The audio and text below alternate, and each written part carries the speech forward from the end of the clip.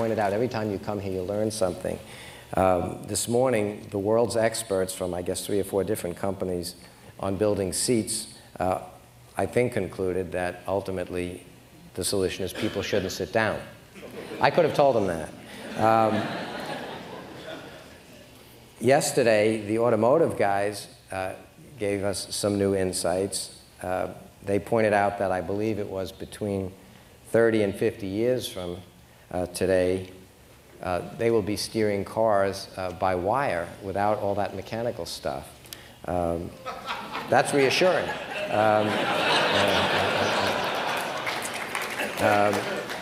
They then pointed out that there'd be sort of the other controls by wire to get rid of all that mechanical stuff. That's pretty good, but why not get rid of the wires? And then you don't need anything to control the car except thinking about it.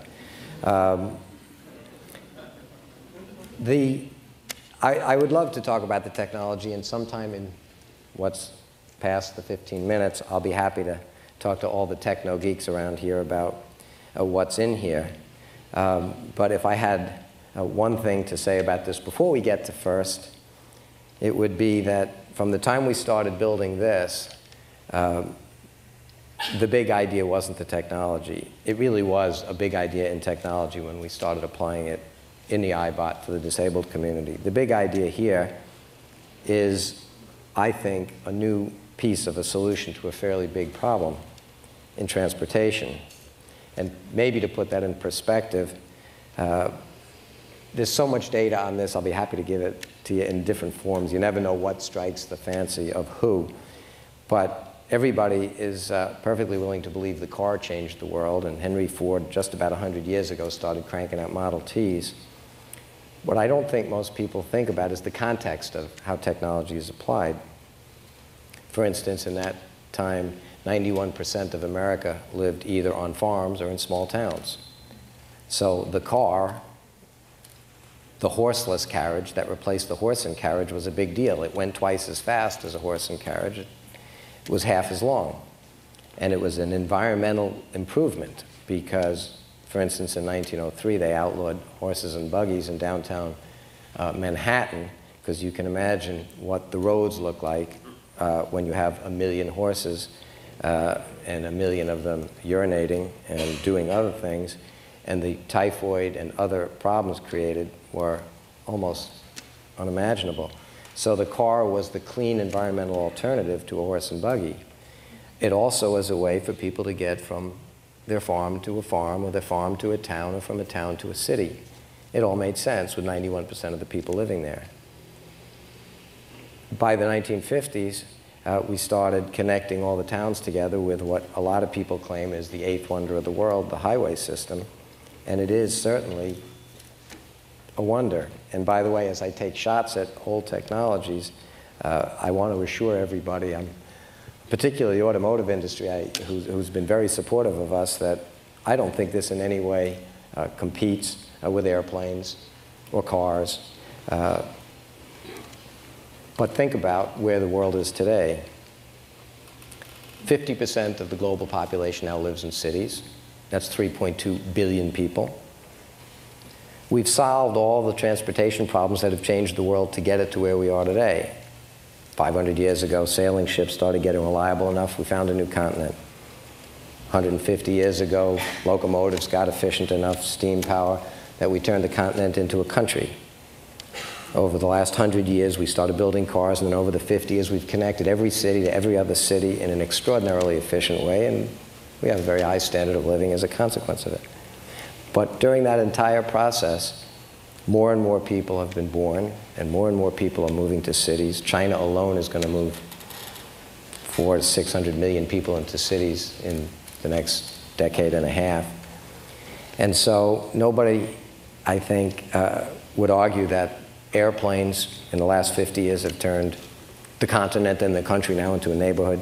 And if you just look at how technology has been applied, we've solved all the long-range, high-speed, high-volume, large-weight problems of moving things around. Nobody'd want to give them up. And I certainly wouldn't want to give up my airplane, or my helicopter, or my Humvee, or my Porsche. I love them all. I don't keep any of them in my living room. the fact is,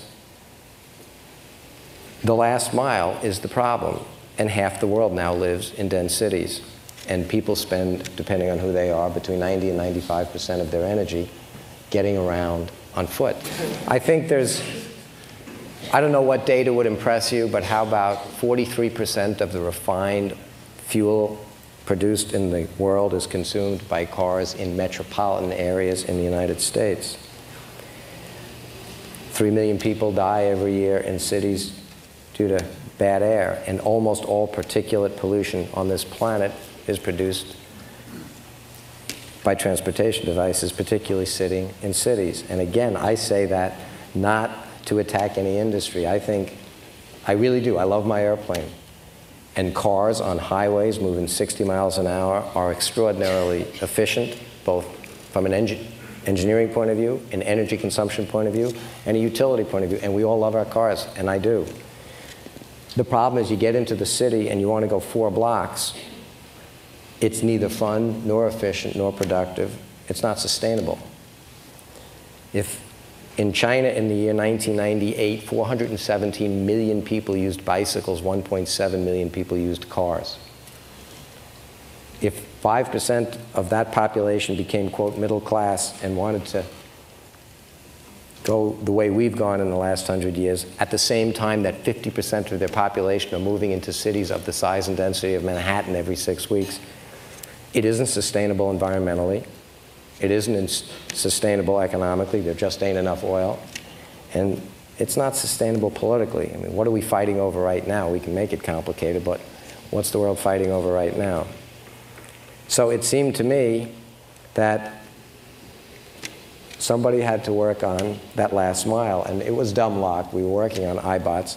But once we made this, we instantly decided it could be a great alternative to jet skis. You don't need the water.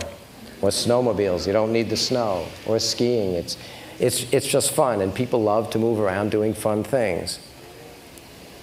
And every one of those industries, by the way, just golf carts alone is a multi-billion-dollar industry. But rather than go license this off, which is what we normally do, it seemed to me that if we put all our effort, not into the technology, but into an understanding of a world that's solved all its other problems, but has somehow come to accept that cities, which right back from ancient Greece on were meant to walk around, cities that were architected and built for people, now have a footprint that while we've solved every other transportation problem, and it's like Moore's Law. I mean, look at the time it took to cross a continent in a Conestoga wagon, then a railroad, and an airplane.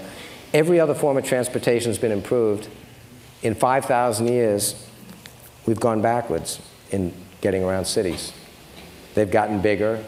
They're spread out. Most expensive real estate on this planet in every city. Wilshire Boulevard or Fifth Avenue or Tokyo or Paris. Most expensive real estate is their downtowns. 65% of the landmass of our cities are parked cars, the 20 largest cities in the world.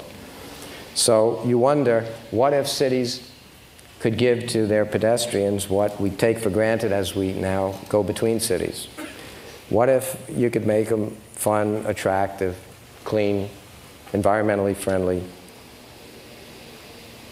What if it would make it a little bit more palatable to have access via this as that last link to mass transit, to get out to your cars so we can all live in the suburbs and use our cars the way we want, and then have our cities energized again? We thought it would be really neat to do that. And one of the problems we really were worried about is, how do we get legal on the sidewalk? Because technically, I've got motors, I've got wheels, I'm a motor vehicle. I don't look like a motor vehicle. I have the same footprint as a pedestrian. I have the same unique capability to deal with other pedestrians in a crowded space. I took this down to ground zero and knocked my way through crowds for an hour. I'm a pedestrian, but the law typically lags technology by a generation or two. And if we get told we don't belong on the sidewalk, we have 2 choices. We're a recreational vehicle that doesn't really matter, and I don't spend my time doing that kind of stuff. Or maybe we should be out in the street in front of a Greyhound bus. We're a vehicle. We've been so concerned about that, we went to the Postmaster General of the United States as the first person we ever showed in the outside and said, put your people on it. Everybody trusts their postman. And they belong on the sidewalks, and they'll use it seriously. He agreed. We went to a number of police departments that want their police officers back in the neighborhood, on the beat, carrying 70 pounds of stuff. They love it. And I can't believe a policeman's going to give themselves a ticket. So we've been working really, really hard, but we knew that the technology would not be as hard to develop as an attitude about what's important and how to apply the technology. We went out and we found some visionary people with enough money to let us design and build these things, and hopefully enough time to get them accepted. So I'm happy, really, I am happy to talk about this technology as much as you want. And yes, it's really fun, and yes, you should all go out and try it. But if I could ask you to do one thing, it's not to think about it as a piece of technology, but just imagine that although we all understand somehow that it's reasonable, that we use our 4,000-pound machine, which can go 60 miles an hour, that can bring you everywhere you want to go, and somehow it's also what we use for the last mile, and it's broken, and it doesn't work. One of the more exciting things that occurred to us about why it might get accepted happened out here in California. A few weeks ago after we launched it, we were here with a news crew on Venice Beach, zipping up and back, and he's marveling at the technology, and meanwhile bicycles are zipping by, and skateboarders are zipping by, and a little old lady, I mean, if you looked in the dictionary, a little old lady came by me, and now that I'm on this, I'm the height of a normal adult male, and she just stops, and the camera's there, and she looks up at me and says, "Can I try that?" And what was I, you know, how are you going to say anything? And so I said, sure. So I get off, and she gets on, and with a little bit of the usual, and she turns around, and she goes about 20 feet, and she turns back around, and she's all smiles, and she comes back to me, and she stops, and she says, "Finally, they made something for us." And the camera's looking down at her. I'm thinking, wow, that was great. Please, lady, don't say another word. And the camera's down at her, and this guy has to put the microphone in her face. Well, what did you mean by that? And I figured it's all over now. And she looks up at him, she says, well, she's still watching these guys go. She says, I can't ride a bike. No, she says, I can't use a skateboard, and I've never used rollerblades. She knew them by name.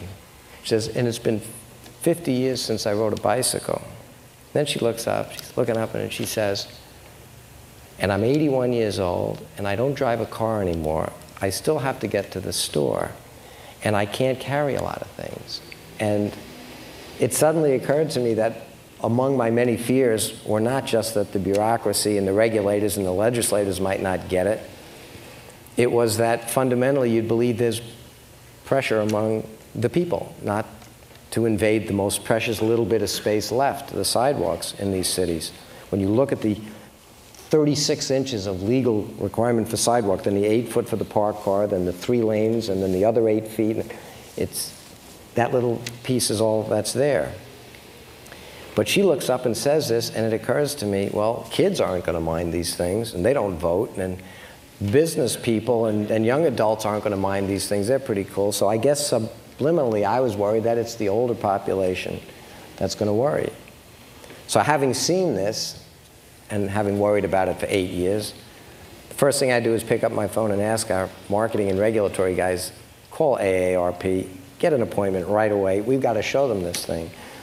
And they took it to Washington, they showed them, and they're going to be involved now watching how these things get absorbed in a number of cities like Atlanta, where we're doing trials to see if it really can, in fact, help re-energize their downtown.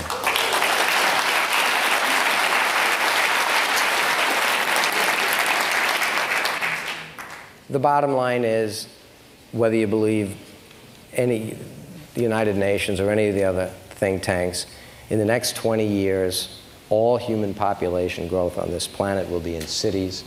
In Asia alone, it'll be over 1 billion people. They learned to start with cell phones. They didn't have to take the 100-year trip we took. They start at the top of the technology food chain. We've got to start building cities and human environments where a 150-pound person can go a couple of miles in a dense, rich, green space environment without being in a 4,000-pound machine to do it. Cars were not meant for parallel parking. They're wonderful machines to go between cities, but just think about it. We've solved all the long-range, high-speed problems. The Greeks went from the Theater of Dionysus to the Parthenon in their sandals. You do it in your sneakers.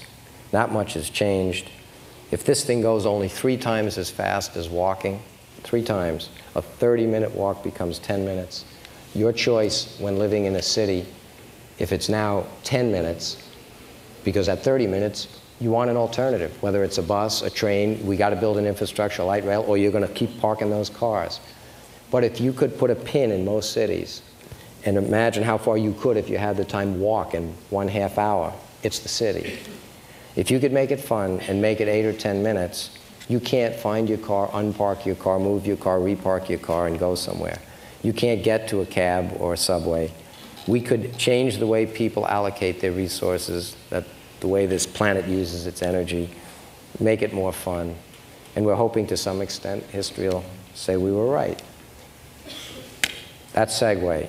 This is a Stirling cycle engine. This had been confused by a lot of things we're doing.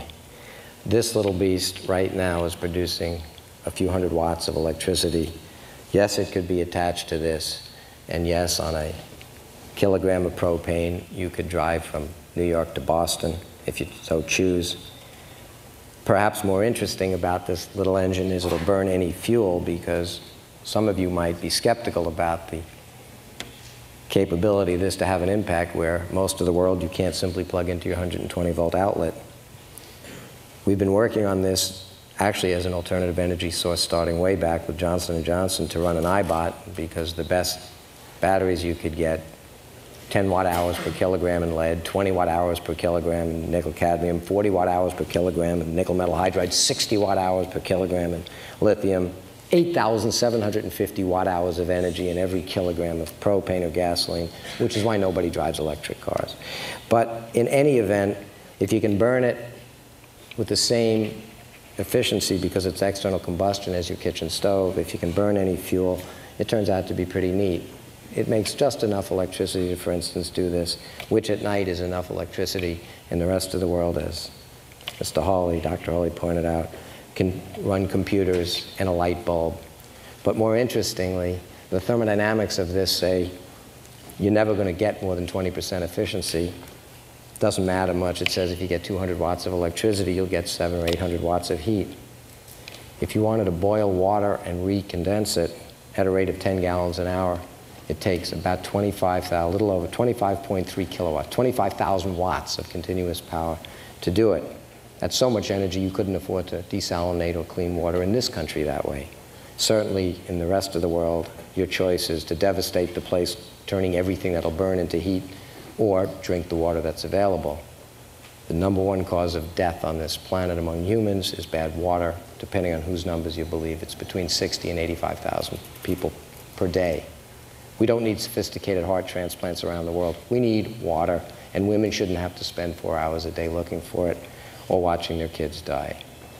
We figured out how to put a vapor compression distiller on this thing with a counterflow heat exchanger to take the waste heat, then using a little bit of the electricity control that process, and for 450 watts, which is a little more than half of its waste heat, it will make 10 gallons an hour of distilled water from anything that comes into it to cool it.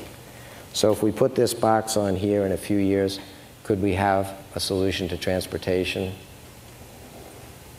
electricity and communication, and maybe drinkable water in a sustainable package that weighs 60 pounds? I don't know, but we're trying. I better shut up.